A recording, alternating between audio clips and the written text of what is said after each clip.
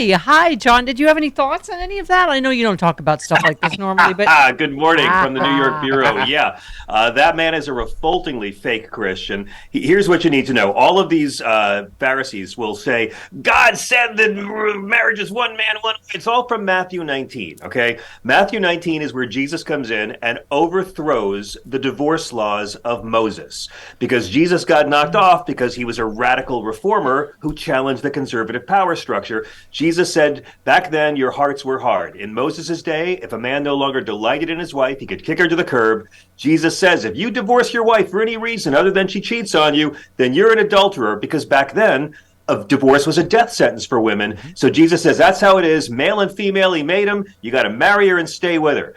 The entire passage is not about gay marriage. It's about straight divorce. Jesus never mentions gay marriage. He does mention straight divorce. And all of these godless mofos voted for Donald Trump. Yep. And right after, in the same chapter, Jesus comes out and says, gay men were born that way. So that's the chapter these homophobes have never actually read, that they're trying to use to argue that Jesus is as crappy a Christian as they are. that was the book of Lady Gaga. I'm not familiar with the Bible. You also said this is a good time to remind Christians that guys who claim same-sex attraction is a choice to be resisted tend to have some experience resisting it. Oh, and Jesus was never remotely anti-gay. Just FYI, as you just said. Yep. Listen, I did a tweet about Kirk Cameron. Kirk Cameron, former Never actor, was being homophobic this week. And I just pointed out, tell Kirk Cameron, being gay is natural, hating gay is a choice. And my God, I got hundreds of violently abusive posts from alleged Christians who can't spell and haven't read the Bible.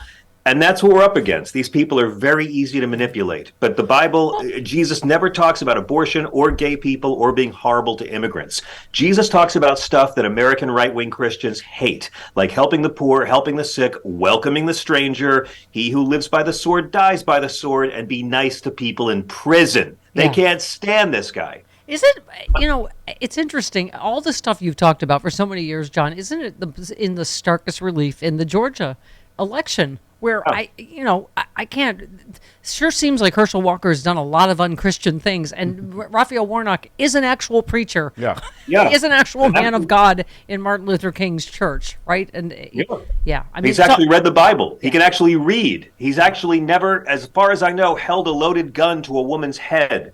I wouldn't vote for Herschel if you held a gun to my head. But again, that's why we have to celebrate, because this is a really good week. I know we're down about Kirsten Sinema ending the week being the same exact person she was when it began. But look at this week. Brittany Griner is coming back. Herschel Walker's going nowhere. And the Trump organization is going down. Yeah. America, be happy. Don't let Kirsten Sinema ruin your Friday. It's true. Do not let her block your Friday. This has been a great week for America. You also said Herschel Walker doesn't support abortion rights, but at least he supports the abortion industry. That's a very good point. Yeah, right. He's got a complex view on things. He can see it in more than one way. Look, I think it's a deeply embarrassing and cynical that Herschel Walker got as far as he went. Yeah. I mean, I think I have a lot in common with Herschel. I'm not qualified to run for office.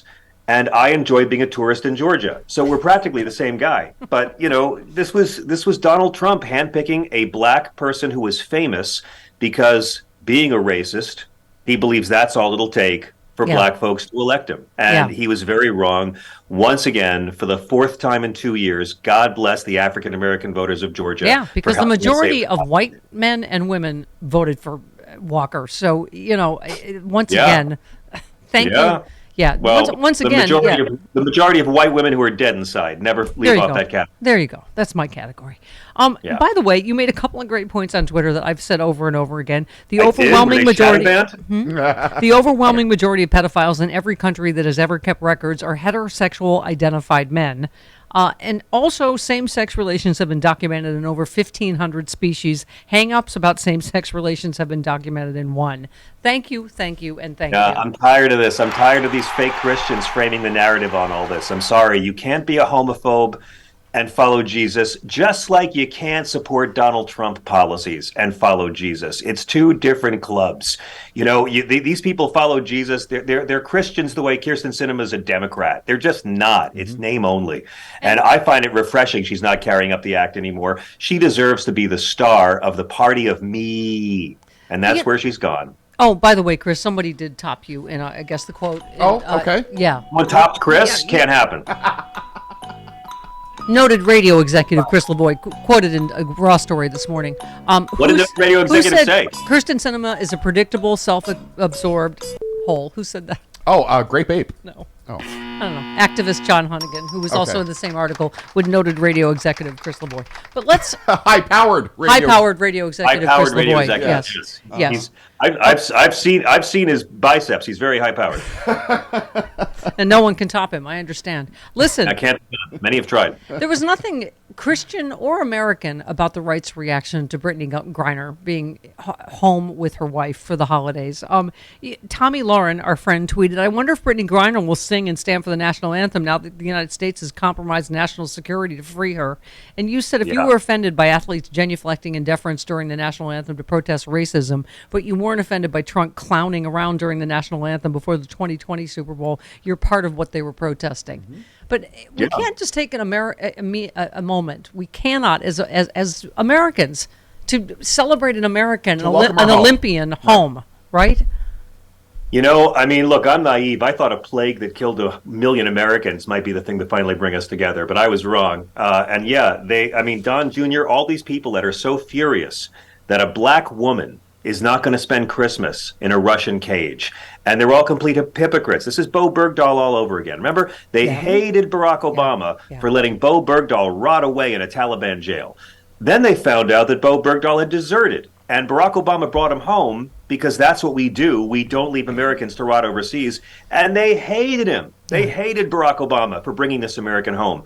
In April, we brought home Mr. Reed, the Marine who was in a Russian jail, because that's what we do. We brought home Brittany Griner. They're furious at him. Now they're all pretending to care about Paul Whelan. Donald Trump had 2 years. And Donald Trump freed, speaking of, he freed 5,000 Taliban prisoners. 5,000. Barack Obama freed 5 Taliban that had already been cleared for release from Guantanamo Bay to bring home Bo Bergdahl, and right away had a court-martial, which Obama supported, and he's serving his time right now. Yep. That's exactly what should have happened. It was the morally right thing because we don't leave Americans behind. And believe me, these godless mofos right now screaming about Paul Whelan, who they don't care about. Marsha Blackburn saying, oh, he left a Marine behind enemy lines. Well, it's good to know one Republican calls Russia enemy lines, but the fact is he wasn't a Marine. The Marine Corps kicked him out. He was dishonorably discharged, and he still doesn't deserve to be over there. And when Joe Biden brings Paul Whelan home, you're not going to hear any of these Republicans celebrating him then. They'll find a new reason to hate him. Exactly. Yeah. But I want to point out, it's not too late to trade Donald Trump for Paul Whelan. We could do it before Christmas. And you said Biden got Griner back from Russia. Finally, the mainstream media covers a trade for a WNBA player. So that's good news on the feminism front. Yeah.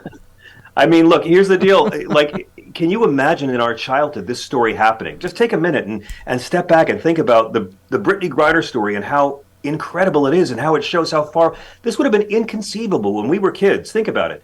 This was the U.S. government bending over backwards to free a black gay woman from a Russian prison who was guilty of a nonviolent drug offense. And this comes from an American president who has just decriminalized weed on the federal level. If you had told me this story in the 90s, I wouldn't have believed it would be possible. Yeah. The story alone is proof of how much better we become as a people. Yep. It was a good week. You said Donald Trump is the first twice impeached president to lose the popular vote twice and to lose Georgia 4 times in 2 years.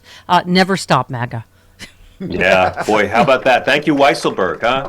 I mean, we've already forgotten the Trump organization was convicted on all 17 counts. I know it was like 4 days ago, but it's amazing. The Trump organization, I barely knew it. I maybe got it coffee a couple of times. I barely met it. I was the coffee boy there, that's all. He's going to be prying his name off his own building. Be like, what organization? I don't know. We can't ruin it for Trump too soon. We've got to keep Trump in this race long enough to kneecap DeSantis. I'll keep saying it. And you pointed out Trump Organization fraud, the most shocking example of Trump fraud since Trump University, $26 million, the Trump Foundation fraud, $2 million, and real Americans know it's all just an elaborate leftist hoax to make Trump commit fraud. Mm-hmm. Thank God. Thank God Fox News viewers will never have to know that the Trump Organization was convicted on all 17 counts. Thank God they consume news that doesn't tell them unpleasant thoughts, and they can go on drooling on the clicker. Chris, could you take a organ out for me, please? Right away, Ms. Miller. I always save my personal comedy Jesus stack for you. I'm sure you've been talking about this Reverend Robert Schenck. Yeah. Who was once a prominent anti-abortion activist, testified before the House Judiciary. He said he and his fellow conservative Christians made a Faustian bargain with the Republican Party as part of their quest to overturn Roe. He described a meeting he and his fellow evangelicals had with Republican operatives in which they were told that in order to get what they wanted with Roe, they would have to accept and promote an entire package of right-wing policies they otherwise might have found objectionable. Schenck argued that while Christian conservatives eventually got what they wanted from Republicans, it came at a great spiritual cost. From that point on, the community I served and still do made a deal with the devil. The deal was we would support everything on the conservative agenda, whether or not we had a conscientious conflict with them. The means were justified by the ends of that. I mean, it's interesting to have someone that was on the front lines of that come out and tell the truth, right? Yeah, I mean, Franklin Schaeffer speaks beautifully about this as well as somebody who was there on the front lines. But it's true. I often like to say that's the greatest racket of our lifetime. They got the followers of Jesus to vote against everything Jesus ever talked about because of abortion, which Jesus never talked about. Yep. I mean, the Bible is not against it, and they have used it to just destroy the Bible in the minds and hearts of American Christians. You just ask your right-wing loved ones when you see them at the holidays. Ask them. Name the Jesus teaching that this party has fought for in the last 30 years and wait and see how biblically ignorant they are. That's why even if you're an atheist, you're still able to take the Bible back from these people because they just use it as camouflage. That's all it is to them. There's no spirituality. There's no religion. None of them have read the damn book. None of them know what Jesus stood for. They pick and choose, which everyone does. But they pick and choose to justify being mean. Yeah. Leviticus, which says you can never eat bacon, well, they'll ignore that to say you can't be a man who sleeps with a man. They're hypocrites. They don't follow Jesus, and they just got to be called out. I'm really waiting for a Democratic Party to get right with God and stop ceding the Bible to these people the way we've ceded the flag and patriotism to these people. We are the real patriots, and some of the best Christians I know are atheists. That's right. And by the way, if you want to take back God, take back the flag, take back America, and celebrate saving democracy this year, go to sexyliberal.com, get the pay-per-view Sexy Liberal Save Democracy Tour, the finale with Rob Reiner and Glenn Kirshner and John Fugelsang and Hal Sparks and Frangela, recorded live here in Los Angeles. It's the best gift you could give, John, isn't it, to yourself, to your loved ones? Listen, I think it's fantastic. It's so funny. If it was just a liberal pep rally, it would be a blast, but it's a great comedy show. I hope everybody gets it. I'm really proud of it. Yeah, and celebrate yourself and saving democracy this year. We love you, John Fugelsang. I love you guys. And hey, we lived long enough to see Twitter become a sanctuary city for racists. Yes! So feel good. Don't let Sinema get you down. Okay.